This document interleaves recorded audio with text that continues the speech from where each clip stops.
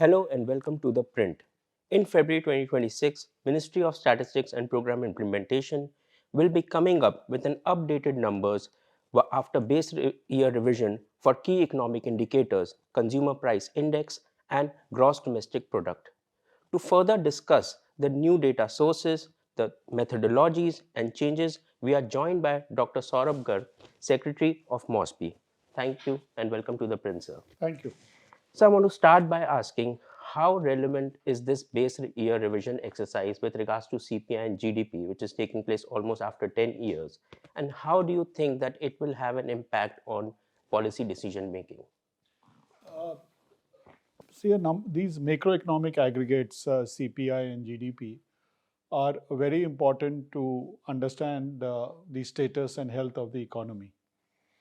And over the past decade or so, there have been changes in the consumption patterns. There have been addition of new data sources, and as well as methodologies have changed over the past decade.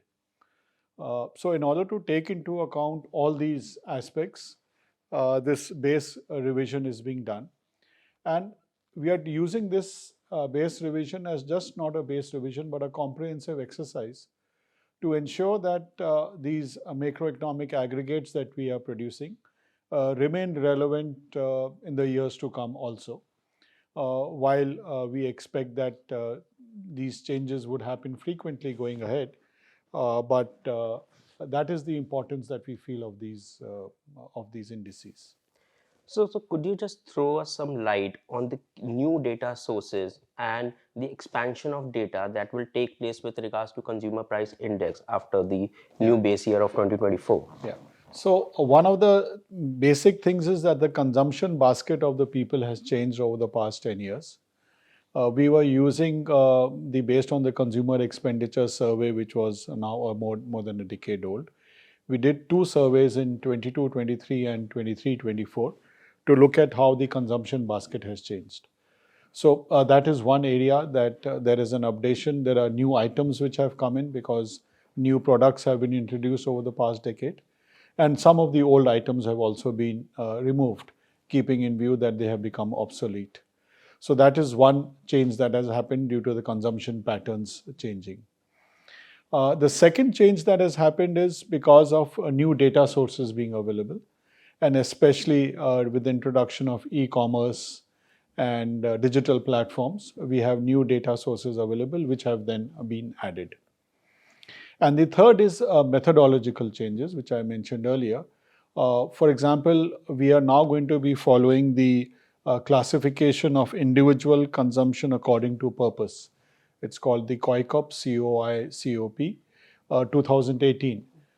So it has a more granular division of activities. So earlier we were showing 6 groups, and now we will be showing 12 groups. So the unit level information would be so much more granular. We are also increasing the number of markets that we are covering. So there's a substantial increase in the number of markets that we are covering. I can give you the exact numbers that we are going to be changing. So because of this, earlier we were covering around 1181 rural markets and 1114 urban markets, making it somewhere around 2300. Now we are going to increase that to nearly 2900 markets, 1465 rural markets, and 1407 urban markets. Apart from that, we are also adding e-commerce sites. We are treating them as separate markets. So we will have e-commerce data also available. Then the number of towns that we are covering has increased. It's a 25% increase from around 310 towns to 434 towns that we are doing. And the number of items, both goods and services, are being enhanced. Earlier we had 259 goods. That's been increased to 308. And the number of services, there's a 25% increase from 40 to 50. So all this means that the depth of information that will be used is so much more. Apart from this, markets, number of items, the number of groups that we are doing, and the data sources which have increased. So all these will help to ensure that the robustness, the representativeness of the CPI improves. So, sir, with the expansion of data sources and also the new items being added, how different should we expect the CPI numbers vis-a-vis the existing series? Yeah. So one must know that even the existing series, when it was started in 2011-12, released in 2014-15, was the most current at that time. And while the number of items, markets are increasing, that's a reflection of the increase in population, increase in economic levels, and that is what we are trying to capture. So, in terms of representativeness, while there will be an increase, we are not expecting a substantial change, but it will be premature for me to talk about it. We'll have the data in about another 10 days also, and we'll know the exact changes. But our expectations are it's not going to be substantially different. So one thing that has also changed is the way we collect data. So what the paper said is the expert group papers that computer-assisted personal interview devices is now being used to collect the data Yeah. rather than pen and paper. So how do you see that improving the quality of data that Yeah. is being collected? So there are two aspects to it, because now we have switched on totally to a tablet-based, computer-assisted, personal interview-based system. So number one, the time taken reduces. So, and therefore if I can say, the burden on the retail shopkeeper or the person who's giving that information, it reduces, and therefore that itself helps to improve quality, because that person knows it's going to take a shorter time. The second is in terms of recording the information. It removes pen and paper and do it on a tablet directly, and it gets filled in a printed form, so to say, and therefore any mistakes of reading which might happen at the back end, they reduce. And the third is, because it's a tablet based, we can introduce an AI based checking system, so that in case it is widely off the mark, sometimes you might miss a decimal point or something, it will straight away flag it to the person, so that correction can be made on the ground itself. So a combination of this will improve the timeliness of the data, as well as check to ensure that any outlier information can be corrected. I must add out here that we bring out the CPI data within 12 days of the end of the month, which is among the fastest globally. And this tablet based would only help to cement our way that we are doing it in such a quick manner.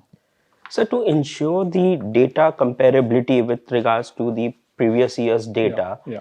what steps will MoSPI be taking to ensure that, for statisticians or the readers, that the current CPI series or the new CPI series data will be comparison with the prior one? So along with this new series we'll be bringing out, we'll be bringing out the linking factor. So right back to the 2013 data, you can compare what it would be, keeping in view that linking factor. So we are very aware of the fact that it's necessary for researchers and other academics, in order to be able to draw conclusions, that they have a comparator, at least initially, until they get used to the new data. So we are cognizant of that, and we'll take care of that issue. So, basis the expert group report that was released last week, Yeah. the weightage of food has come down from 45.8 to around 36.7 in the new series. Yeah. How do you think that it would have an impact on the, like, say, headline inflation, especially during the periods when there is a food price movements? Yeah. So actually, let me just correct on that. Yeah. You're right that the old series had a weight of 45 odd percentage, and the new one is around 36.8%. But it's not like to like comparison, because in the new series we have added another category of restaurant and accommodation services. So the activities related to eating out in restaurants or catering was included in food and beverages. So if you have a like-to-like comparison, in the old series, it would be about slightly more than 42%, which is now about 36.8%. Or if you want to other way around to look at it, if in the old series it is around 45 point, slightly more than 45%, in the new series it will be about 40%. So the actual drop is because in the new series we have 12 divisions compared to 6 in the older one, and some of the activities or items in food and beverages are now showing under restaurant and accommodation services. But at the same time, there are changes happening because of consumption patterns being changed, and that is what is going to get reflected so much more accurately in the new series. So, sir, coming on to the same point, like there has been some reorganization with regards to the weights. Like earlier, transport and communication are now separate. Earlier, they were part together, Yeah. and so is with my question was with restaurants and accommodation has now been separated. Does this show with regards to the consumption patterns? That is why they have been like segregated differently, or like the reasoning behind? Yeah, so that is because we, as I mentioned, the COICOP, as we call it, the classification of individual consumption according to purpose. So we are now adopting the 2018 COICOP, which has come out after the previous base revision. And the need was felt in order for policy making decisions. It's very important to have certain more granularity, because otherwise in the older series, there was a large amount of chunk in the miscellaneous category. So that didn't really help much in terms of decision making. Keeping that in view and the international practices, that is the change in methodology which I mentioned, which has been introduced in this series. So similarly on the housing aspect, so this time around housing now includes utilities. Earlier housing and fuel and light were separate categories. Yeah. And similarly, I think one of the major changes is that housing basket will this time include the rent measurement basis the rural areas as Yeah. well. Yeah. So do you think that this will make like a real reflection of the cost of living in India? Like See, the CPI itself is in a way a cost of living index. So we don't calculate a separate index. But why housing has included the fuel and light? Because it is intimately connected with accommodation. You can't live in a house without having access to these basic amenities, and that's why it is shown as part of housing.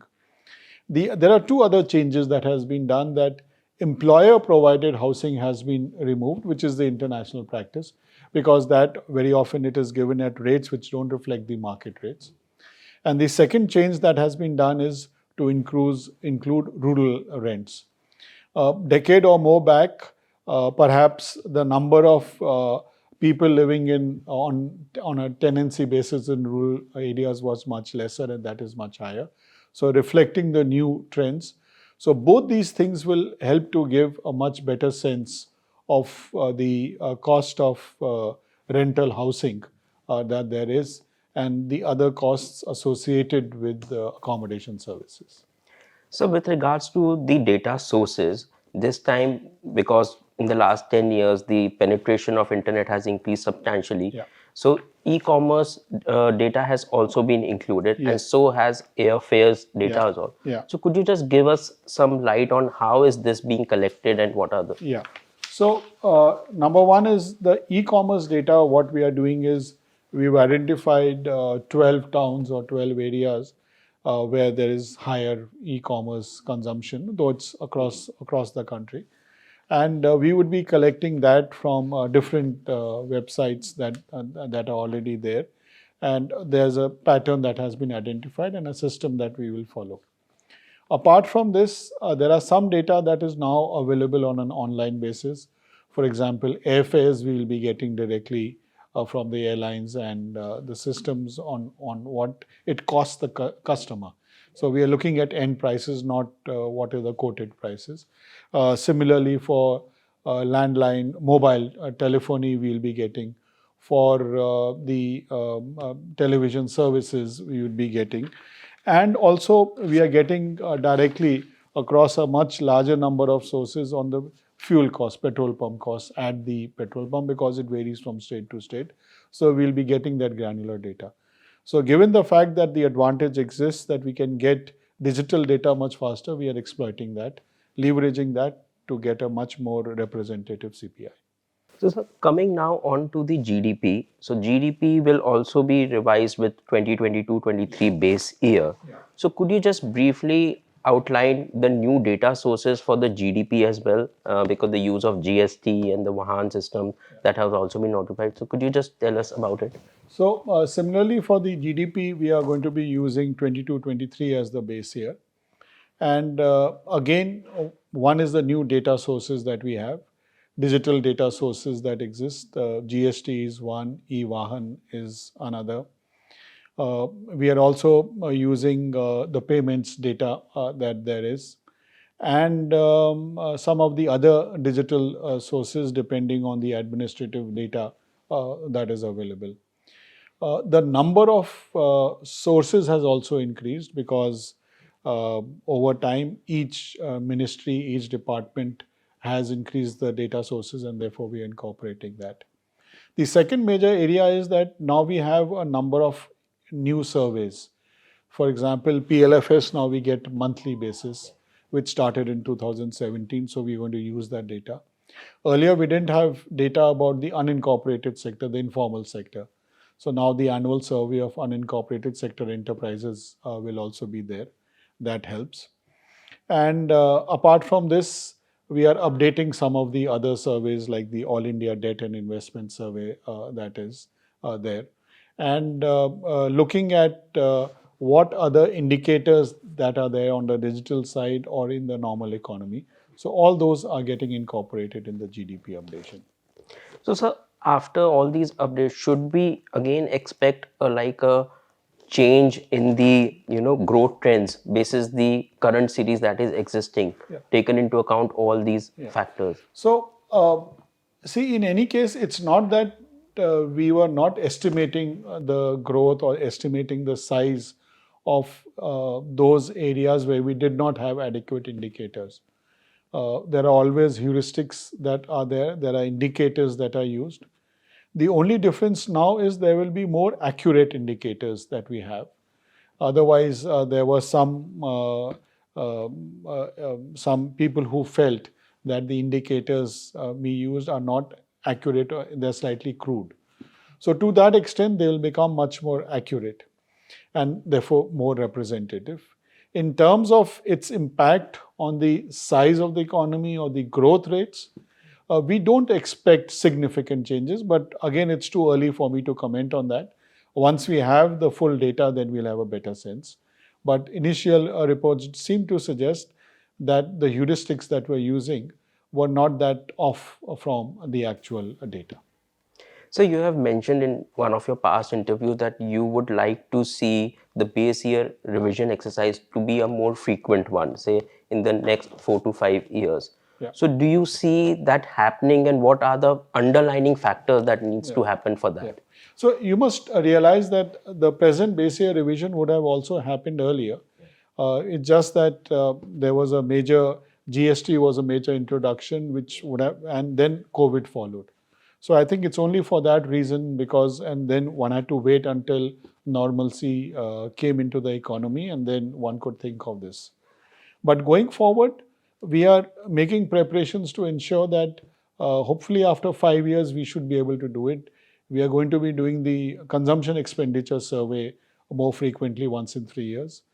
We're going to be starting the All India, the annual incorporated service sector enterprise from next month, from April. And we have the other surveys in position. We're also looking at what data gaps exist. We are doing a cooperative survey next. We hope to do on the MSMEs also soon. So we are building up on the resources, on the data that is required, so that in 5 years, and which is what internationally is recommended, that the base year revision be done of 5 years. That is when you expect some changes in the consumption patterns also. So, like International Monetary Fund has put India's framework for GDP under a C category for in 24-25. So do you expect that after this base year revision, because it will be a more recent data, that it would be substantially improved? See, if you look at the IMF report, the only reason which they state in the report also that they placed India in the C category is because the base year was 2011-12. There has been no remark or comment made on the quality of the data or the quality of the estimates that have been produced. And that's the reason I'm saying very confidently that though we expect certain changes to happen, which is to be expected when a new base year is introduced, we don't expect substantial changes from the data and the estimates that we have. 2011-12 is a fact. It is a base year of 2011-12. And as I mentioned earlier, we would have perhaps changed it earlier had not COVID intervened. And now that we are doing it, we expect in the next round that this correction would be done. So my final question is that, like 2-3 days back, the budget was announced. So you have announced the date of the new numbers quite before as well. So should the new numbers have come before the budget, in your opinion, or like after? See, the process that is followed for base revision takes a long time. We've been at work for the past 2 years. And we knew the earliest we can revise the inflation numbers would be from 1st January 26. And the January figures are released on 12th of February. I mean, that's after 12 days after the end of the month. And therefore, there was little choice for us to do it. Similarly, the budget is released on the 1st of February every year. So I think each of these systems has a method and why it is required. Similarly, for the GDP, we have released the first advance estimates in January, but it's really in February when we release every year, the 20th February. This time we'll be doing on 27th because 28th happens to be a holiday. When we release the previous year's final estimates or the provisional estimates of the previous year and the revised estimates of the year before that and the second advance estimates. So these dates are well set out. There's a calendar that is followed. And we follow the IMF norms. There's a dissemination system which is there. So these follows that, and therefore they follow their own systems, and that's why I don't think there's any problem in the way it has finally panned out. Sure, sir. Thank you for your time, sir. Thank That's you. it from Thank me. you. Thank you for joining The Print. Thank you.